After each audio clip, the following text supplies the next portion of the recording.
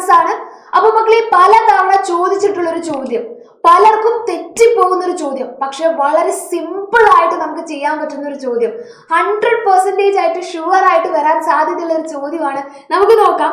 ചോദ്യം ഇങ്ങനെയാണ്: 5 മുതൽ 10 വരെയുള്ള സംഖ്യകളുടെ ഗുണനഫലത്തിന്റെ അവസാനം എത്ര പൂജ്യങ്ങൾ ഉണ്ടായിരിക്കും? അതായത് how many zeros R there at the end of the product of numbers from 5 to 10. 5 മുതൽ 10 വരെയുള്ള സംഖ്യകളുടെ ഗുണനഫലം. ഇവിടെ നോക്കാം. 5 × 6 × 7 × 8 × 9 × 10. ഇവർ മുഴുവൻ ഗുണിച്ചു കഴിഞ്ഞാൽ അവസാനം എത്ര പൂജ്യങ്ങൾ ഉണ്ടായിരിക്കും എന്നാണ് ചോദ്യം. ഓക്കെ, അപ്പൊ ഇതിലെ സംഖ്യകൾ അങ്ങോട്ടും ഇങ്ങോട്ടും മാറും, പക്ഷെ ചെയ്യേണ്ട രീതി വളരെ വളരെ വളരെ സിമ്പിൾ ആണ്. നിങ്ങൾ ചെയ്യേണ്ടത് ഈ ഓരോ നമ്പറിനെയും അഭാജ്യ സംഖ്യകളുടെ ഗുണനഫലമാക്കി എഴുതണം, പ്രൈം നമ്പേഴ്സിന്റെ പ്രൊഡക്റ്റ് ആക്കി എഴുതണം. പേടിക്കണ്ട. ഇവിടെ നോക്കുക. 5 എന്ന് പറഞ്ഞാൽ 5 ഒരു പ്രൈം നമ്പർ ആണ്, നമുക്ക് 5 എന്ന് തന്നെ എഴുതാം. 6 എന്ന് പറഞ്ഞു കഴിഞ്ഞാൽ നമുക്കറിയാം 3 × 2 ആണ് അല്ലേ? 6 എന്ന് പറഞ്ഞാൽ 3 × 2 ആണ്.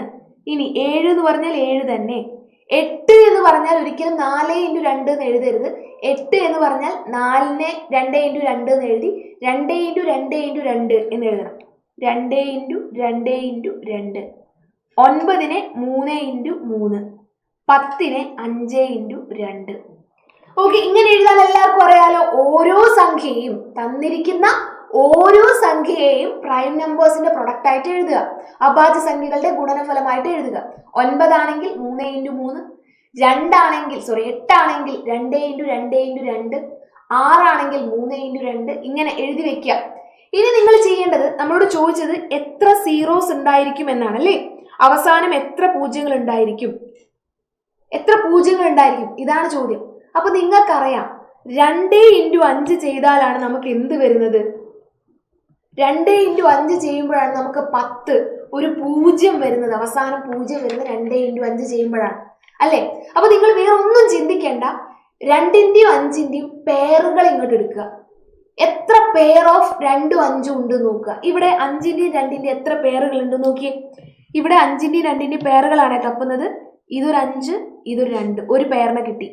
5 × 2. ഓക്കെ, അടുത്ത പേര് ഇതാ ഇവിടെ 5 × 2.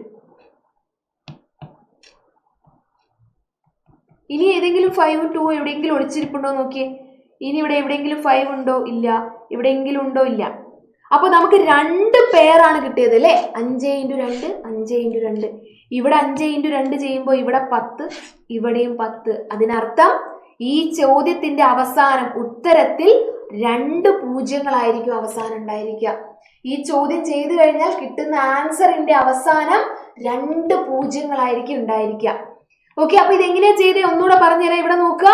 നിങ്ങൾ എന്ത് ചെയ്യുക? തന്നിരിക്കുന്ന നമ്പേഴ്സിനെ, അപ്പൊ ഏതും ആവട്ടെ, ചിലപ്പോൾ 11 മുതൽ 15 വരെ ആയിരിക്കും ചോദിക്കുന്നത്, ചിലപ്പോൾ 15 മുതൽ 20 വരെ ആയിരിക്കും ചോദിക്കുന്നത്. എങ്ങനെ ചോദിച്ചാലും ആദ്യം നിങ്ങൾ എന്ത് ചെയ്യുക? ഇതേപോലെ എഴുതുക.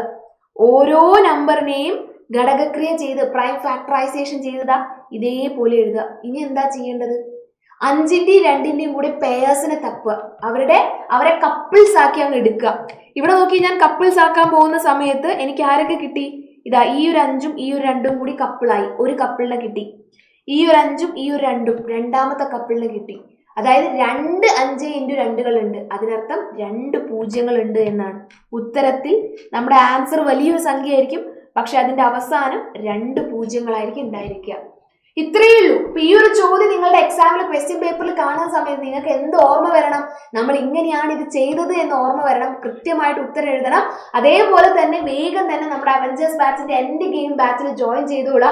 അടിപൊളിയായിട്ട് ഫസ്റ്റ് മുതൽ നമ്മൾ ആനുവൽ എക്സാമിന് തകർത്ത് പഠിക്കാനായിട്ട് പോവാണ്. ചാൻസ് മിസ് ചെയ്യേണ്ട, വേഗം തന്നെ ജോയിൻ ചെയ്യാം.